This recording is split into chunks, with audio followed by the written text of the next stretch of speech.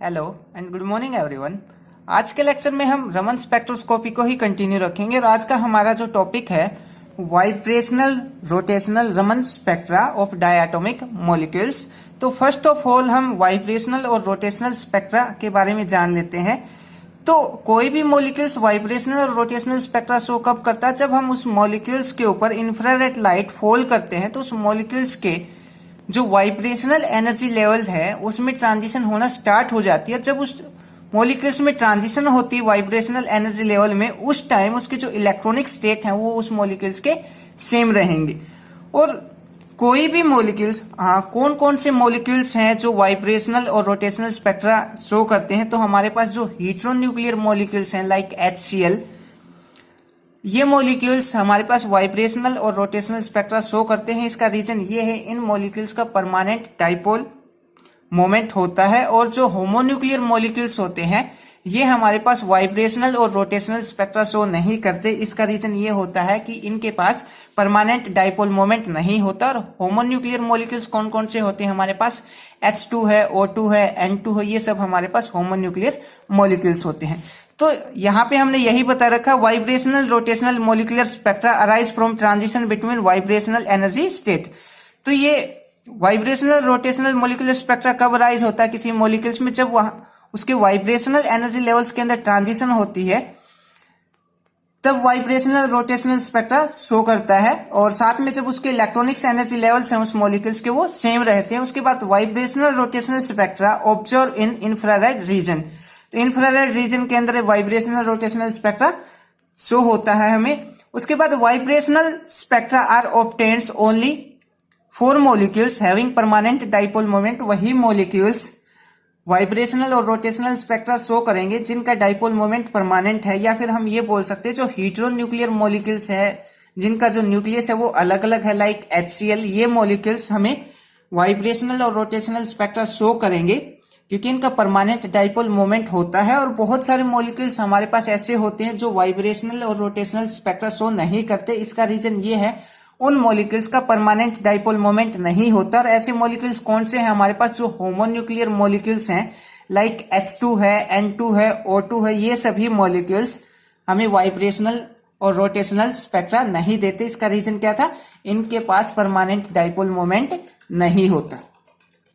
उसके बाद हम बात करते हैं कि वाइब्रेशनल स्पेक्ट्रोस्कोपी से हमने ये इक्वेशन लिया है, V bar plus V naught bar plus VB prime J prime into J prime plus 1 minus VB double prime J double prime. और ये सब हमने ये जो इक्वेशन लिया है, यहाँ पे आपको ये इक्वेशन याद करना पड़ेगा क्योंकि वाइब्रेशनल स्पेक्ट्रोस्कोपी से डायरेक्ट हमने इस इक्वेशन का यूज किया है। आने वाले टाइम में जब हम वाइब्रेशनल स्पेक्ट्रोस्कोपी के ऊपर वीडियो बनाएंगे तो वहां पे हम इसको अच्छे से पढ़ेंगे। और यहाँ पे जो हमने न्यू नोट लिया है, न्यू नोट क्या है? यहाँ पे प्योर वाइब्रेशनल स्पेक्ट्रा है और यहाँ पे जो रोटेशनल स्पेक्ट्रा है उसको हम यहाँ पे कंसीडर नहीं कर रहे। तो यहाँ पे जो अनहार्मोनिक सिस्टम के लिए वाइब्रेशनल और रोटेशनल स्पेक्ट्रा के जो सिलेक्शन रूल होंगे वो सिलेक्शन रूल क्या होंगे हमारे पास? Delta J equal to 0 plus minus 2। तो यहाँ पे 3 सिलेक्शन रूल है हमारे पास, एक 0, एक प्लस का 2 और एक माइनस का 2। ये 3 सिलेक्शन रूल होंगे। और वाइब्रेशनल क्वांटम नंबर के क्या होंगे? प्लस माइनस 1 और प्लस माइनस 2। तो फर्स्ट ऑफ ऑल हम बात करते हैं S ब्रांच की। तो S ब्रांच में क्या होगा? तो हमारे पास हमने J का सिलेक्शन रूल देखा है कि 0 प्लस माइनस 2। तो यहां पे हम क्या करेंगे? S ब्रांच के लिए अगर हम लेके चलेंगे तो क्या होगा? जो J है उस J के अंदर प्लस 2 है वो ऐड कर देंगे तो हमारे पास ये आ जाएगा J प्लस 2। ये हम पुट करेंगे J डैश की जगह और same as it is J double dash की जगह J डबल डैश में भी हम 2 ऐड कर देंगे। और ये वाली जो वैल्यू है वो हम कहां पुट करेंगे? इक्वेशन नंबर 1 के अंदर पुट करेंगे। तो इक्वेशन नंबर 1 में ये वैल्यू पुट करने के बाद क्या आएगा? यहां से थोड़ा सा सोल्व और कर लेते हैं हम। J डबल डैश की वैल्यू अगर यहां से निकालना चाहें तो निकाल सकते हैं।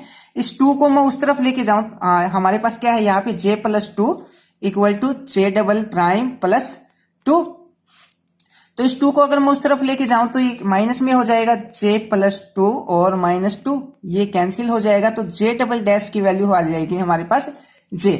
तो हमने बोल दिया J double dash equal to J। तो इक्वेशन नंबर 1 में हम क्या करेंगे? J प्राइम की जगह जे प्लस टू पुट करेंगे और जे डबल डैश की जगह क्या पुट करेंगे, ओनली जे पुट करेंगे। तो वैल्यू पुट करने के बाद हमारे पास क्या इक्वेशन आ जाएगी, जो फर्स्ट टर्म है ये वाली टर्म ये एज इट इज रहेगी, nu naught bar plus B V prime, और जे डैश की जगह हम क्या पुट कर रहे हैं यहाँ पे, जे प्लस टू। तो जे प्लस टू, ये हमने यहाँ पे जे प्लस टू लिखा, और साथ में आगे क्या है, जे प्राइम। जे प्राइम की जगह फिर से हम जे प्लस टू लिखेंगे, यहाँ पे जे प्राइम है, जे प्राइम की जगह हम जे प्लस टू लिखेंगे, तो साथ में वन और है तो कितना हो जाएगा, जे प्लस थ्री हो जाएगा, जे प्लस थ्री हो जाएगा। और माइनस में आगे बी वी डबल डैश, और यहाँ पे क्या है हमारे पास, जे डबल डैश है, जे डबल डैश की जगह हम क्या पुट करेंगे, जे पुट करेंगे, तो ये आ जाएगा जे इंटू जे प्लस वन, ये आ जाएगा। इसको फर्दर सोल्व करते हैं। तो सोल्व करने के लिए हम क्या करेंगे, ये वाली जो टर्म है इसको हम इस टर्म के साथ मल्टीप्लाई करवाएंगे, पहले जे का जे के साथ, फिर जे का थ्री के साथ, फिर टू का थ्री के साथ, और थ्री का टू का थ्री के साथ। उसके बाद जो वैल्यू आएगी उसको हम इससे मल्टीप्लाई करेंगे, और सेम एज इट इज हम यहाँ पे भी यही करेंगे। ये वाली जो टर्म है इसको अंदर मल्टीप्लाई करेंगे, और मल्टीप्लाई करने के बाद ये वाली तो टर्म हमारे पास ऐसे ही रहेगी, न्यू नोट बार, और साथ में यहाँ पे हमारे पास जे वाली टर्म हम अलग लिखेंगे और जे स्क्वायर वाली जो टर्म है वो हम अलग लिखेंगे। तो हम यहाँ पे डायरेक्ट जो इक्वेशन है वही लिखेंगे। क्या इक्वेशन आएगी, तो ये आ जाएगा सोल्व करने के बाद 6b prime plus 5v prime, और उसके बाद हमें मिलेगा bv डबल प्राइम, और ये जे वाली टर्म हमने यहाँ पे अलग लिखी, और साथ में जो जे डबल डैश है हमने डायरेक्टली लिख रहे हैं, यहाँ पे सोल्व आप कर सकते हो, हमने बता दिया आपको मल्टीप्लाई करना है, और बाकी जो जे वाली टर्म है वो अलग लिख लेना, जो बाकी जे स्क्वायर वाली टर्म है वो आप अलग लिख सकते हो। तो यहाँ पे आ जाएगा B prime V minus B V double prime, और साथ में जे स्क्वायर हमने यहाँ से कॉमन निकाल लिया। इसको हमने बोल दिया इक्वेशन नंबर 2। तो यहाँ पे हमने क्या किया है, एस ब्रांच में हमने सिलेक्शन रूल यूज किया, फर्स्ट प्लस टू हमने इस जे के अंदर ऐड कर दिया। अब हम क्या करेंगे, जो माइनस टू है वो यहाँ पे लिखेंगे जे माइनस टू, और इसको जे डैश की जगह जे प्राइम की जगह पुट करेंगे, और सेम एज इट इज क्या हो जाएगा, जे डबल प्राइम माइनस टू, ये हो जाएगा। तो इसको करेंगे हम नेक्स्ट पेज पे। तो हमारे पास सिलेक्शन रूल एक बार फिर से लिख लेते हैं। हमारे पास क्या था, del J is equal to 0 plus minus two. तो प्लस टू तो हम ऑलरेडी कर चुके थे, अब माइनस टू करेंगे, तो यहां पे आ जाएगा हमारे पास J dash equal to J minus two, और equal to J double dash, और ये माइनस टू। इसको हम बोलेंगे ओ ब्रांच। तो यहां पे हमने बोल दिया इसको ओ ब्रांच। तो ओ ब्रांच में हम कौन से सिलेक्शन रूल का यूज करेंगे, माइनस टू वाले का, और उसको जे के अंदर ऐड करेंगे। तो अब ये जो वैल्यू है यहां से फिर से हम जे डबल डैश की वैल्यू निकालेंगे, और जे डैश की जगह हम क्या पुट करेंगे, जे माइनस टू।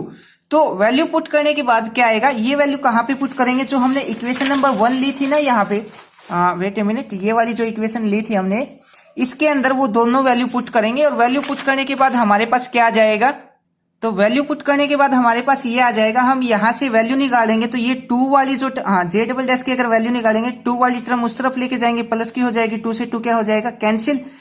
तो जे डबल डैश की जगह हम यहाँ पे क्या पुट करेंगे, जे पुट करेंगे। तो यहाँ पे हमने जे ही पुट किया है, और जे प्राइम या जे डैश की जगह हमने क्या पुट किया, जे माइनस टू। तो ये हमने यहाँ पे पुट कर दिया, यहाँ पे माइनस टू पुट करेंगे तो ऑलरेडी 1 था, तो 1 माइनस हो जाएगा, ये आ जाएगा। अब सेम एज इट इज इसको भी हम वैसे ही सोल्व करेंगे, जे को इसके साथ मल्टीप्लाई करेंगे पहले, फिर जे को इसके साथ, फिर देन टू को इसके साथ, और इसको इसके साथ, फिर बाहर वाली टर्म से मल्टीप्लाई करेंगे, और फिर जो जे वाली टर्म है उसको अलग लिख लेंगे, और जे स्क्वायर वाली टर्म को हम यहाँ पे अलग लिख लेंगे। तो यहाँ पे हम फिर से डायरेक्ट रिजल्ट लिख रहे हैं, यहाँ पे सोल्व करके तो मल्टीप्लाई ही करना है, ज्यादा कुछ नहीं है।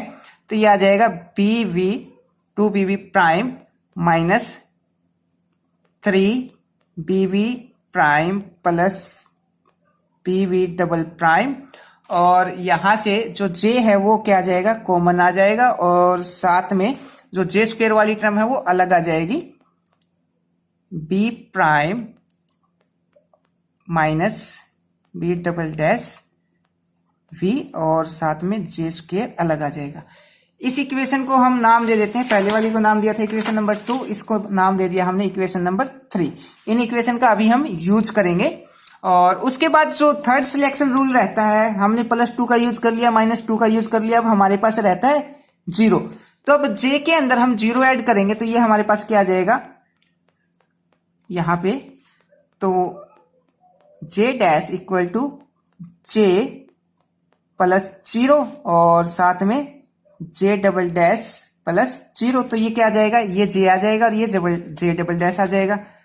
तो जे डैश इक्वल टू जे और जे डबल डैश मीन्स हम जे प्राइम या जे डैश की जगह भी जे यूज करेंगे और जे डबल डैश की जगह भी हम क्या यूज करेंगे, जे यूज करेंगे। ये वाली वैल्यू फिर से हम इक्वेशन नंबर 1 के अंदर पुट करेंगे और इसको हम बोलते हैं यहां पे क्यू ब्रांच। ये हमने यहां पे क्यू ब्रांच लिख दिया। तो इस वैल्यू को फिर से इक्वेशन नंबर 1 के अंदर पुट करेंगे तो हमारे पास क्या आ जाएगा, इक्वेशन नंबर 1 ये है हमारे पास। और वैल्यू पुट करने के बाद हमें क्या मिलेगा यहाँ पे, तो वैल्यू पुट करने के बाद इक्वेशन नंबर 1 में ये वैल्यू पुट करने के बाद तो हमारे पास ये इक्वेशन आ जाएगी। और फर्दर इस इक्वेशन को हम वैसे ही सोल्व करेंगे। इस वाले ये वाला जो पार्ट है इसको अंदर मल्टीप्लाई करेंगे, फिर इस पार्ट को अंदर मल्टीप्लाई करेंगे, माइनस है यहाँ पे, और सेम एज इट इज इस पार्ट को अंदर मल्टीप्लाई करेंगे। मल्टीप्लाई करने के बाद जो जे वाली टर्म है उसको अलग लिख दिया हमने और जो जे स्क्वायर वाली टर्म है उसको हमने अलग लिख दिया। और ये हमारे पास क्यू ब्रांच थी तो हमने यहाँ पे लिखा है न्यू बार क्यू जे। और सेम एज इट इज जो ओ ब्रांच थी उसमें हम क्या लिखेंगे, इक्वल टू में वी बार क्यू और जे, और जो फर्स्ट वाली थी उसमें भी हम यही लिखेंगे। तो हमारे पास ये आ जाएगी इक्वेशन नंबर 4। इसके बाद हम क्या करेंगे, हमारे पास जो वाइब्रेशनल ट्रांजिशन होगी 0 से 1, अभी हम ट्रांजिशन करके दिखाएंगे आपको ट्रांजिशन कैसी होगी। तो 0 से 1 जो ट्रांजिशन होगी उसमें क्या होगा, जो बीवी हम यहां पे लिख देते हैं, जो 0 से 1 पे जो ट्रांजिशन होगी तो इनके बीच में जो गैप है वो क्या होगा, बहुत ही कम होगा। तो हम ये बोल सकते हैं जो बीवी डैश और बीवी डबल डैश के बीच में जो डिफरेंस है वो क्या है, बहुत कम है। ये एक एनर्जी स्टेट, ये दूसरा एनर्जी स्टेट। पहला जो स्टेट है वो हमने मान लिया बीवी डैश और ये भी क्या मान लिया, बीवी डबल डैश। तो इनके बीच में जो डिफरेंस है वो क्या है, बहुत कम है, ना के बराबर है। तो हमने मान लिया हमारे पास जो बीवी डैश है वो बराबर है किसके, बीवी डबल डैश या डबल प्राइम के इक्वल है। और ये जो दोनों टर्म है वो हमने किसके इक्वल मान ली, बी के इक्वल मान ली। तो अब जितने जो इक्वेशन नंबर 2 है, इक्वेशन नंबर 3 है और इक्वेशन नंबर 4 है, उसमें हम बीवी प्राइम और बीवी डबल प्राइम की जगह क्या पुट करेंगे, बी पुट करेंगे। तो इक्वेशन नंबर 4 तो हमारे पास यही है तो इसी में डायरेक्ट पुट कर देते हैं। तो यहाँ पे जब हम पुट करेंगे बीवी प्राइम की जगह क्या पुट करना है, बी पुट करना है। तो यहाँ पे भी क्या आ जाएगा, बी आ जाएगा, यहाँ पे भी क्या आ जाएगा, बी आ जाएगा, और साथ में जे, और यहाँ पे भी क्या आ जाएगा, प्लस बी और माइनस बी, और इनटू में जे स्क्वायर और प्लस में न्यू नोट बार। तो ये टर्म भी क्या हो जाएगी 0, ये टर्म भी क्या हो जाएगी 0। तो हमारे पास ओनली ये टर्म बचेगी। ऐसे इसमें वैल्यू पुट करनी है। तो तीनों इक्वेशन में वैल्यू पुट करने के बाद, ये वैल्यू पुट करने के बाद जो आंसर आएगा वो आंसर हम यहाँ पे डायरेक्ट लिखेंगे, क्योंकि सिंपल सा वैल्यू ही पुट करना है, ज्यादा कुछ नहीं है। तो वैल्यू पुट करने के बाद हमारे पास ये रिजल्ट आते हैं। ये एस ब्रांच के लिए आया है, ये ओ ब्रांच के लिए आया है और ये क्यू ब्रांच के लिए आया है। एस ब्रांच के लिए कहां से आया, इक्वेशन नंबर 2, ये वाली जो इक्वेशन नंबर 2 है, इस इक्वेशन नंबर 2 में हमने क्या किया, जो बी डैश इक्वल है बी डबल डैश के और ये दोनों इक्वल मान लिए हमने बी के। ये वैल्यू बी डैश की जगह बीबी डैश की जगह बी पुट करना है और बीबी डबल डैश की जगह भी जब बी पुट करेंगे तो हमारे पास इक्वेशन कौन सी आ जाएगी, फर्स्ट वाली इक्वेशन आ जाएगी। सेम वैल्यू हम इक्वेशन नंबर 3 के अंदर जब पुट करेंगे तो हमारे पास कौन सी इक्वेशन आ जाएगी, ये मिडल वाली इक्वेशन आ जाएगी ओ ब्रांच के लिए। और सेम एज इट इज जब यहाँ पे पुट करेंगे तो हमारे पास कौन सी इक्वेशन आ जाएगी, जो थर्ड इक्वेशन है ये क्यू ब्रांच के लिए आ जाएगी। अब हम यहाँ पे ट्रांजिशन देखेंगे और सिलेक्शन रूल का यूज करके जो ट्रांजिशन है कौन सी स्टेट से कौन सी स्टेट में होगी वो भी हम अभी देखेंगे। तो यहाँ पे हमने कुछ वाइब्रेशनल एनर्जी लेवल्स माने हैं और इसको हमने बोल दिया न्यू वी डबल डैश या वी डबल प्राइम। तो जो फर्स्ट लाइन है उसको हमने बोल दिया J is equal to 0 1 2 3 so on. ऐसे ही ये लोअर एनर्जी स्टेट है और ये हायर एनर्जी स्टेट है। तो यहाँ पे अब ट्रांजिशन कैसे होगी, जैसे हमने 3 लाइंस ली है। सबसे पहले क्या लिया है, एस ब्रांच ली है, उसके बाद ओ ब्रांच ली है और उसके बाद क्यू ब्रांच ली है। तो एस ब्रांच में क्या था हमारे पास, जे इक्वल टू हम 2 लेके चले थे, जे प्लस 2। तो यहाँ पे जो ट्रांजिशन होगी उसमें जो रूल यूज होगा वो +2 यूज होगा। मीन्स जो ट्रांजिशन होगी वो कहां से कहां तक हो सकती है, तो -2 से जे इज इक्वल टू 0 से लेके कहां पर यूज जाएगा, 2 के ऊपर जाएगा। 0 से 2 तक जाएंगे तो हम कितने का डिफरेंस पाते हैं, जे की वैल्यू में 2 का डिफरेंस पाते हैं। तो एक ट्रांजिशन हमारे पास हो जाएगी ये। दूसरा अगर ट्रांजिशन की हम बात करें तो J1 से लेके ट्रांजिशन कहां तक कर सकते हैं हम, J3 तक कर सकते हैं। यहाँ पे J की वैल्यू 1 है और यहाँ पे 3 है, 2 का डिफरेंस है। तो ये हो जाएगी हमारी S ब्रांच के लिए, सेम एज इट इज। उसके बाद हम बात करते हैं किसके लिए, O ब्रांच के लिए। तो O ब्रांच में हमारे पास क्या है, -2 यूज किया था हमने, J इज इक्वल टू -2। तो यहाँ पे जो ट्रांजिशन होगी उसमें -2 होगा, यहां से लेके और यहां तक। जब J इज इक्वल टू 2 से J इज इक्वल टू 0 पे जाएंगे तो कितने का डिफरेंस है, -2 का डिफरेंस है। और उसके बाद जो अगली ट्रांजिशन होगी यहाँ पे J इज इक्वल टू 3 से हम कहां तक करें, ये आ जाएगी J1 से। यहां पे भी कितने का डिफरेंस है, -2 का डिफरेंस है। इसको हम बोल देंगे, यहां पे हमने इसको बोल दिया क्यू ब्रांच। अब जो रहती है हमारे ये हमारे पास है O ब्रांच। अब हम बात करते हैं क्यू ब्रांच की। तो क्यू ब्रांच में हमारे पास सिलेक्शन रूल कितना था, 0। तो यहाँ पे जो ट्रांजिशन होगी उसमें 0 सिलेक्शन रूल का यूज करेंगे। मीन्स 0 से कहां जाएगा, 0 के ऊपर 1 से कहां पे जाएगा, हायर पावर 1 में ही जाएगा। 2 से कहां जाएगा, 2 में। और 3 से कहां जाएगा, 3 के अंदर जाएगा। तो ये जो बीच ये वाली जो ट्रांजिशन है इसको हम क्या बोल देंगे, क्यू ब्रांच। ये O ब्रांच है, ये S ब्रांच है। और यहां पे हमारे पास जो O ब्रांच आई है, जो क्यू ब्रांच आई है, ये बहुत ज्यादा क्या है, एक दूसरे के क्लोज है। तो ये बिल्कुल आपको पास में करके दिखाना है, क्योंकि ये जो क्यू ब्रांच आएगी ये बहुत ज्यादा क्लोज आएगी एक दूसरे के। तो ये था हमारा vibrational rotational Raman spectra of diatomic molecules. I hope आपको ये टॉपिक समझ आया हो। अगर इसमें कोई भी चीज समझ ना आई हो तो आप कमेंट करके या मैसेज करके पूछ सकते हैं, और समझ आया हो तो अपने दोस्तों को भी शेयर करना। Thank you.